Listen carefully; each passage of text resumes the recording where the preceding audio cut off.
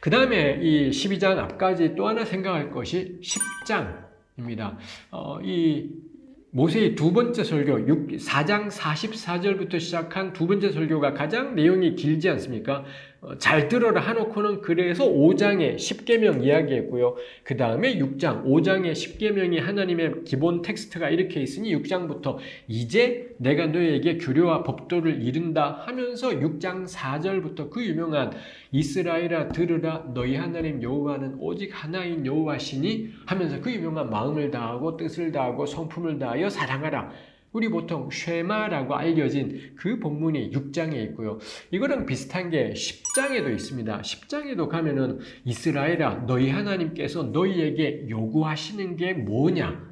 해서 당연히 하나님이 요구하시는 것 마음 다해 하나님 사랑하고 하나님의 계명을 지키고 경외하고 또 그런 내용들이 10장에 나오는 것이 있습니다. 그렇게 10장 12절 이하에서 그런 것이 나오고요. 그리고는 그 아래로 가면 근데 그 하나님 여호와가 어떤 분이냐? 신 중의 신, 주 중의 주, 크고 높으신 하나님. 이렇게 하나님을 찬미하고 찬양하는 하나님의 높으심을 찬양하는 그런 이 말씀이 나오는 것을 볼 수 있습니다. 근데 정말 그 구절이 특이한 게요.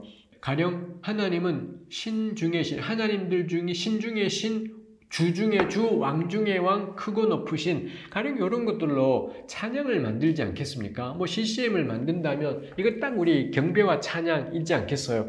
제가 늘 나누지만 저 경배와 찬양 좋아합니다. 그래서 이런 식의 찬양, 하나님의 높으심을 노래하는 찬양을 부르잖아요. 그러면 우리 안에 정말 하나님께 대한 경배하는 이 마음이 가득하게 되고요. 저절로 이런 찬양들은 눈을 감게 합니다. 하나님의 높으심을 묵상하면서 손 들고 눈 감고 찬양하게 돼요. 근데 그 구절이 진짜 특이한 게 크고 높으신 하나님 그리고는 곧바로 뭐냐? 그는 외모를 보지 아니하시고 뇌물을 받지 아니하신다. 뭐 이런 말씀이 나와요.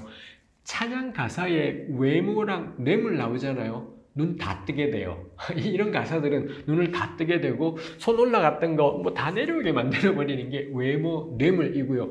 그 다음은 뭐냐? 그래서 그는 나그네와 고아와 과부를 위해 정의를 행하신다. 뭐 이런 말씀이 있는 겁니다. 이거 진짜 멋지지 않습니까? 신 중에 신, 왕 중에 왕, 크고 높으신 여호와 정말 가장 높고 존귀하신 여호와인 겁니다. 그래서 그분은 사람을 외모로 차별하지 않고요. 그래서 그분은 나그네 고아 과부를 위해 정의를 행하신다라는 겁니다. 저는 정말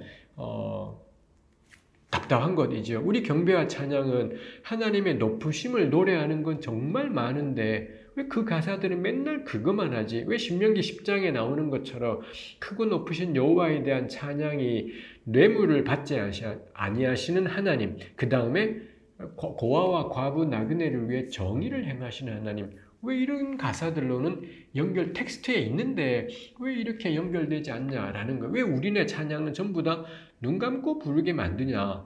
다 손들고 부르게, 손들고 참 좋은데 뭐 손들고 찬양하라 성경에 있으니 맞겠습니다만 온통 왜 그런 것밖에 없는가 싶은 것이 있습니다. 찬양할 때 정신 바짝 차리게 하는 겁나 맨눈으로 말똥말똥 눈을 뜨고 이 말씀의 의미가 뭐지를 생각하게 만드는 좀 그런 찬양이 이것만 부르자는 게 아니라 그런 찬양도 우리에게 필요하지 않냐인 거죠. 우리 경배와 찬양 가운데 정의가 가사에 들어가 있는 게 몇 개나 있습니까? 고아와 과부 나그네, 이 사회적인 약자, 구약시대 때 고아, 과부, 나그네고요. 지금은 고아, 과부, 나그네이지 않아요. 지금은 고아, 과부, 나그네가 뭐겠습니까? 전 노동자라든지, 외국인 노동자라든지, 비정규직 노동자라든지, 성소수자라든지, 난민이라든지, 뭐 다 이렇게 바뀌어야 될 겁니다. 이런 가사가 우리네 찬양에 있냐라는 거예요. 고대 이스라엘은 시편에도 잠언에도 나그네 고아 과부가 나오잖아요. 고대 이스라엘은 이런 사회적인 약자를 하나님 찬양 노래 가사에 넣었잖아요. 왜 근데 오늘 우리네 찬양은 가사에 외국인 노동자가 안 나오고 왜 난민이 안 나오고 왜 성소수자 안 나오고 왜 그냥 눈 감고 손 들고 하나님의 높으심만 노래하게 해요. 노래하는 거 맞죠? 맞는데 그것만 있다라는 건 유감이다 싶은 겁니다. 그 찬양은 너무 허망하다 싶어요. 그래서 하나님을 온 맘 다해 전심으로 찬양하지만 실제로 눈 뜬 다음에 내가 난민에 대해서 어떤 시각을 가질지에 대해서는 아무것도 말해주는 게 없다인 거죠. 특히 이게 만만치 않은 게 그 가사, 그 신명기 본문이 크고 높으신 하나님, 외모, 뇌물 소용없음, 고아, 과부, 나그네를 위해 정의를 행하심, 그 다음 구절이 뭐냐? 그러니 너희도 나그네를 사랑하라. 이걸 이렇게 논리가 이어져 가요. 굉장한 논리이지 않습니까? 경배와 찬양이 나그네 사랑하라라는 대로 전개되었다라는 점에서 전 이거 정말 우리한테 숙고가 필요하다 싶은 거죠. 나그네가 오늘날에 아까 말씀드린 것처럼 전 난민일 거다 생각됩니다. 미국에 보수 집단이 있지 않습니까? 미국도 왜 보수당과 보수적인 공화당하고 그 다음에 눈곱만 채라도 덜 보수적이고 좀 진보적이라는 민주당. 미국은 늘 공화당과 민주당 사이에 정권이 왔다 갔다 그러지 않습니까?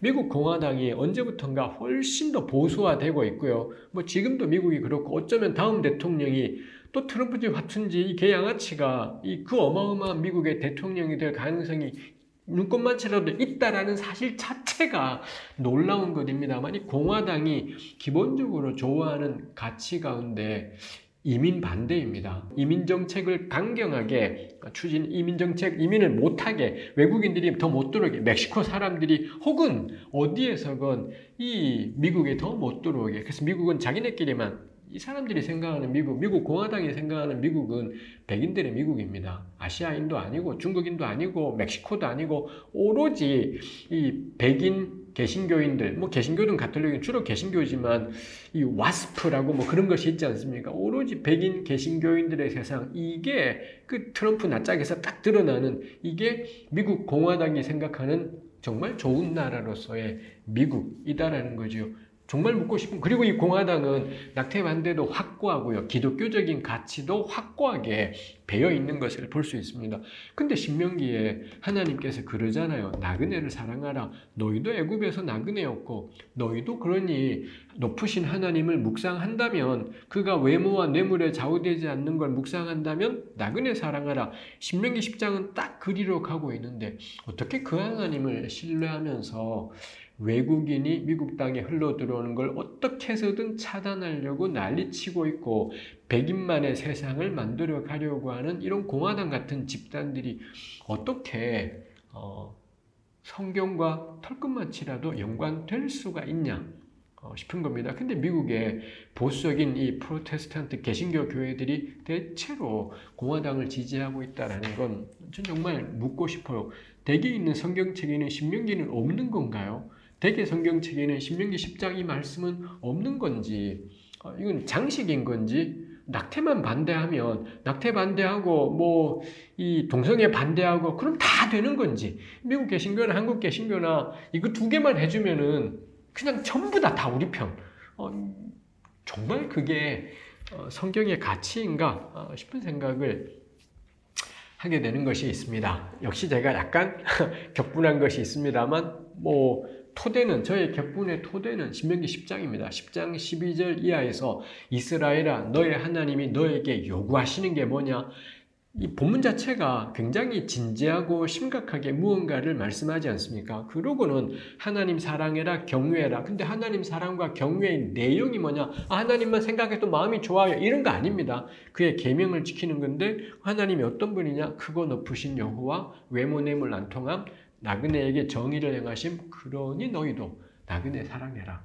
이 신명기 10장 이 이야기하고 있는 것이라는 것입니다.